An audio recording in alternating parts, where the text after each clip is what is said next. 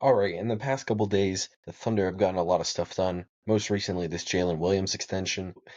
When big extensions are signed, the people who don't know anything about the cap suddenly know everything about the cap. And let me just tell you, the OKC Thunder are not screwed. They are not the next Boston Celtics.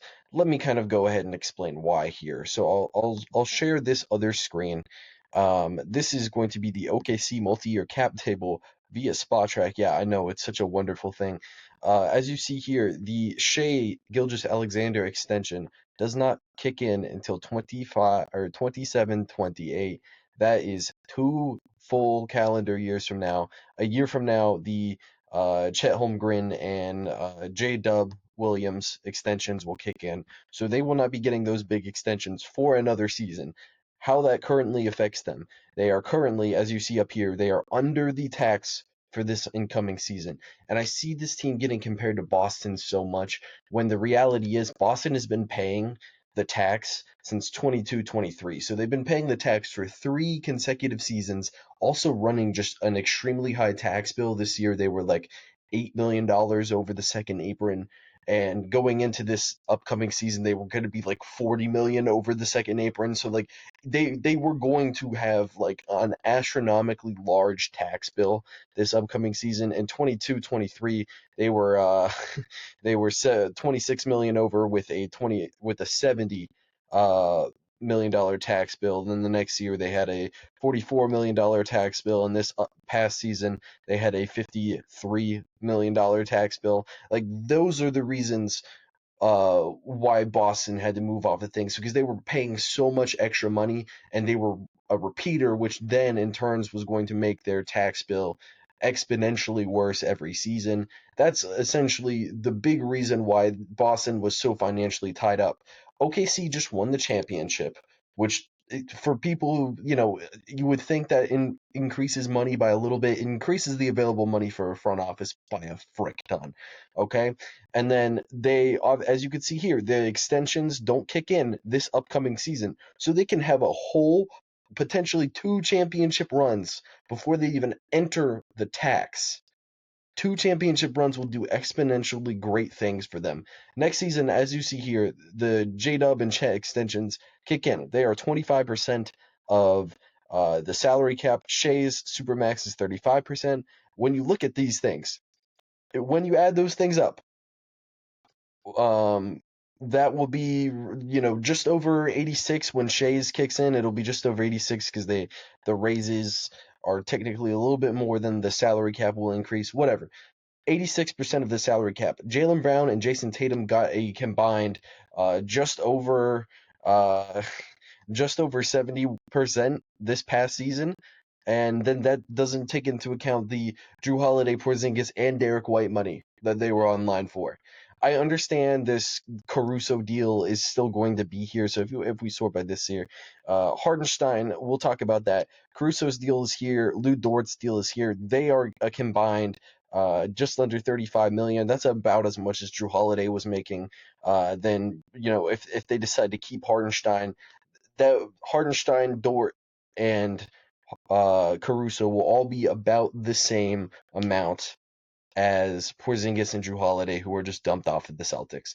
That being said, though, those salaries counted a ton more for Boston because they were so much deeper into the luxury tax. They were repeater, like I just said.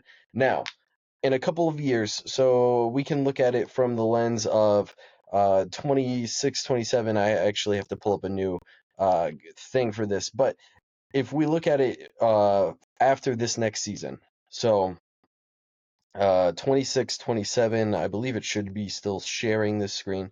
Yeah, they are projected to be over the second apron by $23 million. If they want to duck under the second apron, which is very possible for them, all they really have to do is get out of either Dort and other money or Isaiah Hartenstein, and that immediately gets them under the second apron. That is huge for them. Like, they will pay tax in 26, 27. I bet they will. They don't have to if they don't want to. They have Kenrich Williams, who I believe has a non-guarantee. I'm sure they will keep Kason Wallace and Nikola Topic. And they don't even necessarily have to lose Luguentz Dort. If they want to be a second apron team for a season, they can be, and they can just bring back Hartenstein and pay an extra tax bill in 26, 27. Let's just see what this tax bill would look like if they did absolutely nothing. Oh wow, they're actually okay. That's for this season.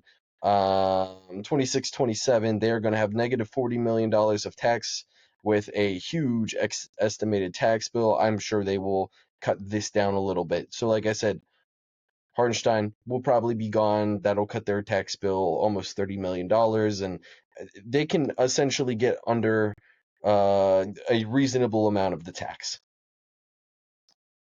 So, just so you guys know, OKC's not screwed. I doubt they will actually have to cut off I think the thought is that they'll have like a Los Angeles Lakers type of roster after they traded for Westbrook, where like the rest of the team is just utter garbage around three big contracts, when that's just really not the case. Or like a Phoenix Suns type of situation, where those guys just completely hurt your ability to add to the roster. When if you just look at it, like the Phoenix Suns were like between Booker, Durant, and Beal, they were making like 115% of the salary cap.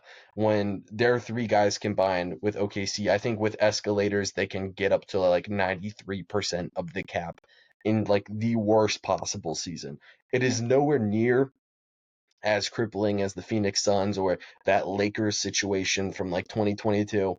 And the players are just also better. Like Jalen Williams, Chet Holmgren, Shai Gilgeous-Alexander is better than Beal, Durant, and Booker. Like it really is. Um, Very simple. They also fit very well together. Will they have to lose a piece potentially next season? Maybe. It depends on what ownership wants to do. If they want to eat a huge luxury tax penalty, they can, and I think they will if they win another ring next season.